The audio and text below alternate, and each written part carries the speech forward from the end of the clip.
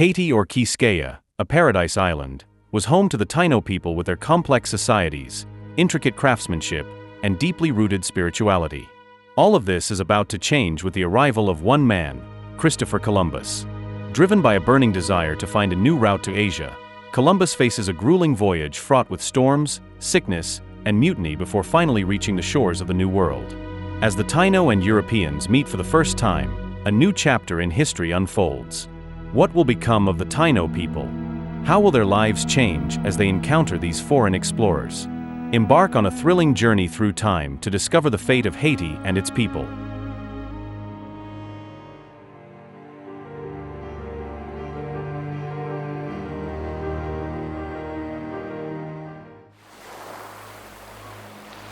The Europeans landed at the site of what is today Môle-Saint-Nicolas on December 6, 1492.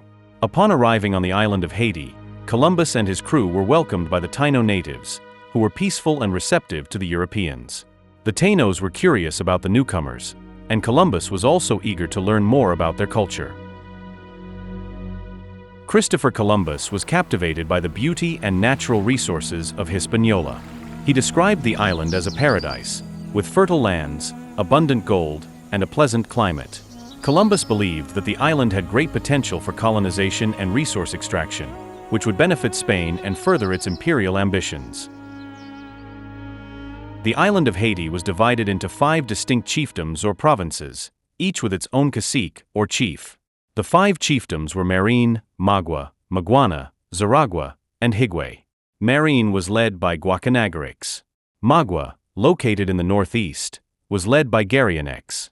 Maguana, in the central part of the island, was led by a cacique named Caonabo.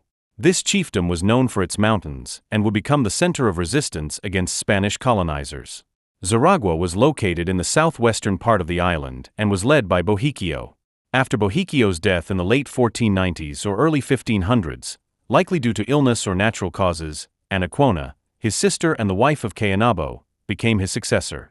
Higüey was in the eastern part of the island and was led by a cacique named Cayacoa.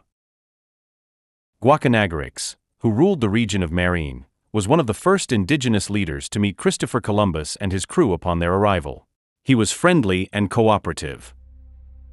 On Christmas Eve night, December 24th to 25th, 1492, while a cabin boy was alone at the helm of the Santa María, the ship ran aground on a reef.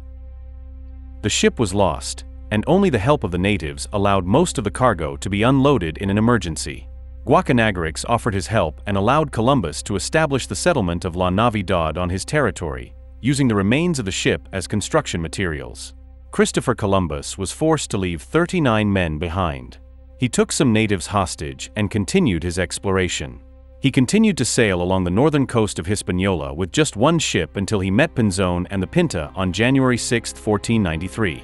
On January 13, 1493, Columbus made his final stop of this voyage in the New World, in Rincon Bay, northeastern Hispaniola. There he encountered the Ciguayos, the only natives who offered violent resistance during this voyage. The Ciguayos refused to trade the number of bows and arrows that Columbus desired. During the ensuing confrontation, one Ciguayo was stabbed in the buttocks and another wounded by an arrow in the chest. Because of these events, Columbus named this bay the Gulf of Arrows, Golfo de Las Flechas. He then headed for Spain. After Columbus left for Spain, leaving 39 men behind at the La Navidad settlement, the situation quickly deteriorated. The men left behind by Columbus were under the command of Diego de Arana and were instructed to maintain good relations with the Taino natives, gather gold, and wait for Columbus' return. Several factors contributed to the downfall of La Navidad during Columbus' absence. Firstly, the men left behind failed to maintain a respectful and cooperative relationship with the Tainos. Instead, they began to exploit the local population, demanding food and women and taking resources by force. This behavior created tension and animosity between the Spaniards and the Tainos. In addition, internal conflicts and power struggles among the Spanish settlers weakened the group's cohesion and effectiveness. The men were ill-prepared to face the challenges of life in an unknown environment and lacked discipline and foresight to establish a sustainable and well-defended settlement. Alarmed by the Spanish presence and the disruptions they caused, Caonabo, the powerful Taino cacique of the Maguana region, orchestrated an attack on the settlement. The Taino forces overwhelmed the Spaniards, leading to the destruction of La Navidad and the death of the 39 men left behind.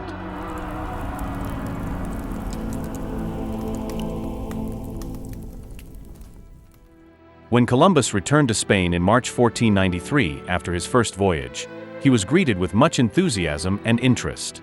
His discovery of the New World was seen as a monumental achievement, and he was celebrated as an accomplished explorer and navigator.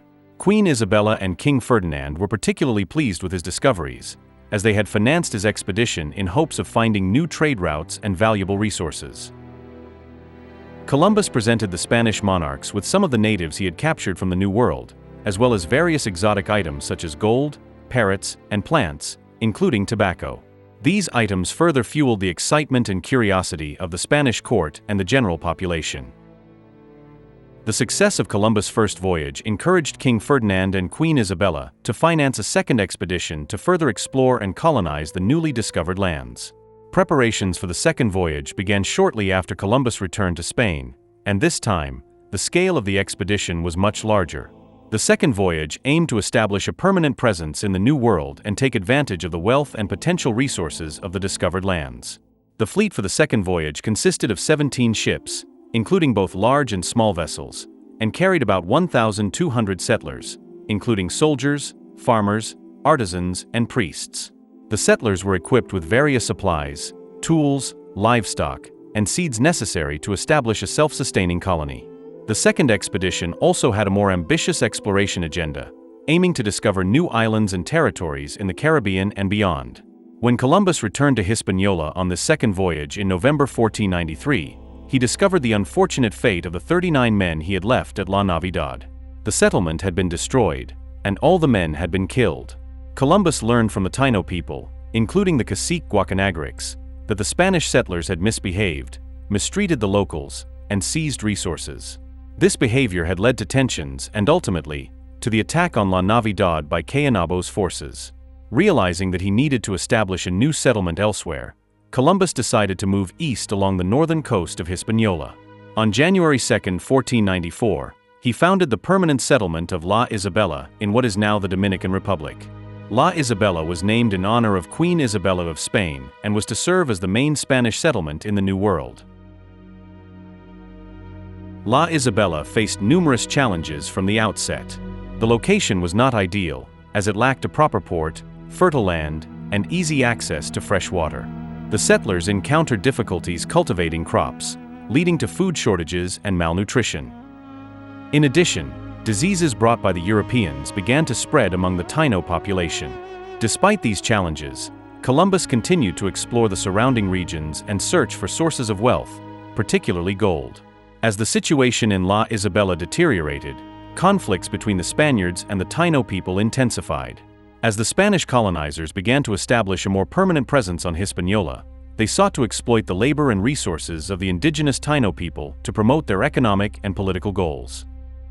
The Spanish colonizers aimed to extract gold, establish plantations, and develop trade networks, viewing the Taino people as a workforce to be subjugated and controlled. This led to the establishment of forced labor systems, such as the encomienda, which allowed the Spaniards to control and exploit the labor of the Tainos for their own benefit. The harsh conditions, mistreatment, and loss of autonomy experienced by the Taino people under Spanish rule led to growing discontent and resistance within their communities. This discontent gave rise to leaders such as Caonabo and Anaquona, who became important figures in the Taino resistance against Spanish colonization. From 1494 to 1496, as the Spaniards expanded their presence on Hispaniola, Caonabo continued to lead raids and assaults against them. He targeted Spanish settlements, caravans, and mines, seeking to weaken their control and exploit their resources. Caonabo played a crucial role in mobilizing other Taino caciques and their people to resist Spanish colonization. His actions inspired other Taino leaders, such as Guacanagaríx, to join the resistance and defend their lands and way of life against the invading Spanish forces. Caonabo's fierce resistance to the Spaniards made him a significant threat, and they were eager to capture him.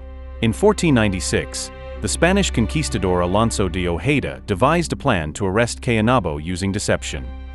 Ojeda approached Caonabo under the guise of diplomacy, offering him a gift of shiny metal handcuffs that he claimed were symbols of royalty and friendship. Unaware of their true purpose, Caonabo allowed Ojeda to put the handcuffs on him. Once secured, Ojeda revealed his true intentions and took Caonabo prisoner. After his capture, the Spaniards decided to send Caonabo to Spain, where he was to be presented as a symbol of Spanish conquest and power. However, Caonabo never reached Spain. He died during the transatlantic journey, possibly due to the harsh conditions on the ship or illness. The exact circumstances of his death remain uncertain. During his third voyage, Columbus returned to Hispaniola on August 19, 1498, to find the settlers rebelling against his authority. In October 1499, he requested the Spanish court to send a royal commissioner to help govern. Francisco de Bobadilla was sent to investigate the accusations of brutality against Columbus. Upon his arrival, Bobadilla immediately received complaints about the Columbus brothers, declared himself governor, and seized Columbus assets. He reported Columbus' brutal governance to Spain. In October 1500, Columbus and his brother Diego were arrested and sent back to Spain, where they were imprisoned for 6 weeks before King Ferdinand ordered their release. The Columbus brothers were eventually summoned to the Alhambra Palace, where their freedom and wealth were restored. However, Nicolas de Ovando was to replace Bobadilla in 1502 and become the new governor of Hispaniola. When Nicolas de Ovando was appointed governor in 1502, he was tasked with restoring order in the colony and implementing Spanish law. His tenure as governor was marked by several significant changes. Ovando was known for his strict and disciplined approach to governance. He established a more structured administration, which included appointing officials, implementing Spanish law, and establishing a more efficient tax system. He focused on consolidating Spanish authority on the island and reorganizing its administration to better serve the interests of the Spanish crown. Ovando founded several new towns and settlements on Hispaniola, including Puerto Plata, Santiago, and Concepción de la Vega. These settlements helped expand Spanish control over the island and facilitated the extraction of its resources. He continued the harsh policies towards the indigenous Taino people initiated by Columbus. The encomienda system, introduced by Columbus, continued to exploit the Tainos through enslavement. The encomienda system granted Spanish settlers the right to demand labor and tribute from indigenous peoples, leading to their widespread mistreatment and abuse. After the death of Caonabo, his wife Anaquona, the new cacique, leader of the Zaragua region in present-day Haiti, maintained diplomatic relations with the Spaniards in an effort to protect her people and maintain peace. She even organized a feast for Bartolomeo Columbus, Christopher Columbus' brother, during his visit to Zaragua in 1497. Despite the tensions, Anaquona continued to engage in dialogue with the Spanish authorities diplomatically, seeking to establish alliances and negotiate favorable conditions for her people. However, under Ovando's rule, the situation for her people deteriorated significantly. From 1502 to 1503, as Spanish colonization intensified, she faced increasing pressure and betrayal from the Spanish authorities. She eventually turned to resistance, organizing and supporting uprisings against Spanish rule in her region. Ovando was determined to suppress any form of resistance and considered Anaquona a significant threat to Spanish control in Hispaniola. He devised a plan to capture her under the guise of diplomacy. Ovando sent an invitation to Anaquona for a meeting to discuss peace between the Spaniards and the Taino people. Unaware of his true intentions, Anaquona accepted the invitation. Upon her arrival at the meeting, instead of engaging in friendly discussions, Ovando's forces arrested Anaquona while other caciques were burned alive in a hut. She was then transferred to Santo Domingo and hanged 3 months later. Guacanagaríx, cacique of Magua, was also captured by the Spaniards during Ovando's governorship in 1502 or 1503. After his capture, Ovando decided to exile him to Spain along with other rebellious caciques. While they were being transported to Spain, the ship carrying Guacanagaríx and the other Taino leaders was caught in a hurricane and sank. Guacanagaríx and the other prisoners perished in the shipwreck. Guacanagaríx, cacique of Marine, who maintained a friendly relationship with Columbus and the Spaniards, saw his influence decline as the Spanish presence in Hispaniola increased and conflicts between the Tainos and Spaniards intensified. The exact circumstances and date of his death remain unknown.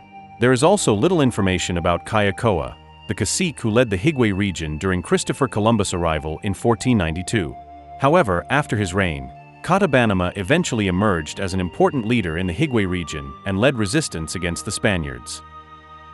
Like other Taino leaders, Cotabanama and his family were captured. He was taken to Santo Domingo and hanged on the orders of Governor Nicolas de Ovando in 1504. The Taino people were subjected to harsh conditions under the encomienda system, forced labor, and exposure to new diseases brought by the Europeans. As a result, their population declined significantly, leading to a severe labor shortage. The Spanish colonizers sought to exploit Hispaniola's resources, particularly the gold present in the island's rivers and mines. They needed a significant workforce to extract these resources. In addition, the Spaniards introduced cash crops such as sugarcane, which required large numbers of workers to cultivate, harvest, and process. The indigenous population could not meet this demand due to their declining numbers, prompting the Spaniards to seek an alternative labor source. They turned to Africa.